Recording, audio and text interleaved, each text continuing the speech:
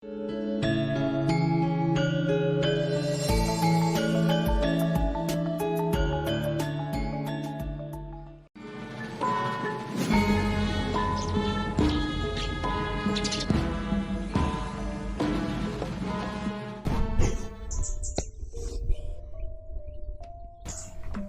saya akan menjelaskan mengenai aspek penilaian sejarah dalam lomba vlog sejarah yang diselenggarakan Dinas Kebudayaan Kota Yogyakarta pada tahun 2021 kali ini.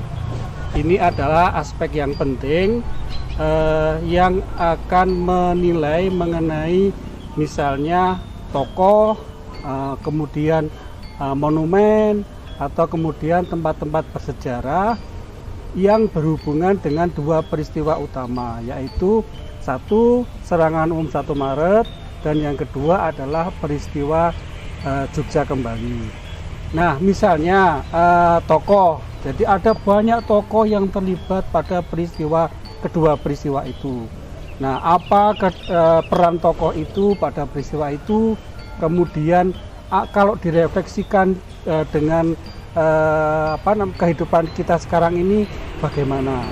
Jadi itu pemaknaannya. Kemudian dengan monumen, ada banyak sekali monumen yang tersebar di seluruh Yogyakarta. Di Sleman misalnya ada monumen Pelataran seperti yang di belakang saya ini, ada monumen Rejodani, kemudian di Bantul ada monumen Bibis, ada monumen Jembatan Beran, kemudian di Kulon Progo ada monumen di Kalibawang, lalu ada monumen Jembatan Gantung yang juga di Kalibawang juga, lalu di Gunung Kidul ada monumen radio di Patok yang sangat sangat penting untuk serangan 1 Maret. Lalu di kota ada banyak sekali monumen yang tidak bisa saya sebutkan satu persatu. Nah, bagaimana kita mengangkat misalnya monumen-monumen atau tempat-tempat bersejarah itu? Nah, yang menjadi catatan adalah lomba vlog ini tidak mereview tempat-tempat bersejarah itu atau monumen itu, tapi memberi makna. Jadi misalnya, mengapa monumen Pelataran ini dihadirkan? Hubungannya dengan peristiwa serangan umum 1 Maret apa? Kemudian kalau di pemaknaan direfleksikan dengan generasi muda sekarang ini, itu bagaimana? Nah, itulah aspek-aspek yang akan kita nilai pada dalam aspek sejarah pada lomba vlog yang diselenggarakan oleh Dinas Kebudayaan Kota Yogyakarta pada tahun ini.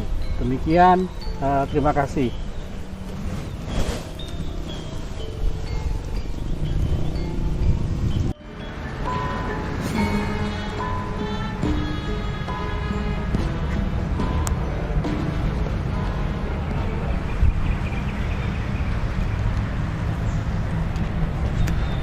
Halo Sobat Budaya, ayo ikuti lomba vlog, pelajar, dan jadikan diri kamu menjadi bagian dari sejarah perjalanan bangsa Indonesia. Buat video vlog kamu semenarik mungkin dan perhatikan beberapa hal, yaitu penyampaian pesan, komposisi dan artistik, serta orisinalitas ide. Kami tunggu karya terbaik kamu.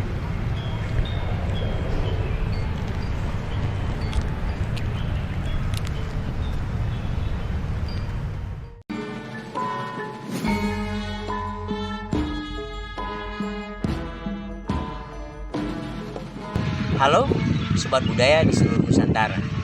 Selamat bergabung dalam lomba video blog Dinas Kebudayaan Kota Yogyakarta. Adapun aspek komunikasi yang menjadi penilaian pada video adalah dua.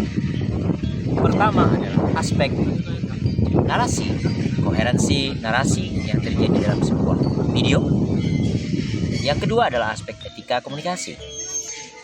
Aspek komunikasi narasi adalah menjaga koherensi antara pembukaan, kemudian inti cerita atau konflik di dalamnya, dan kemudian konklusi atau simpulan dari cerita tersebut. Adapun aspek kedua adalah etika komunikasi terkait dengan penggunaan bahasa dan improvisasi penggunaan bahasa tersebut dalam upaya untuk mencapai target audiens dan target netizen yang ingin disasar, serta aspek-aspek etika komunikasi terkait dengan nilai cerita, terkait dengan paten, dan aspek-aspek etika lainnya. Selamat berlomba, selamat berkarya, dan berfantasi.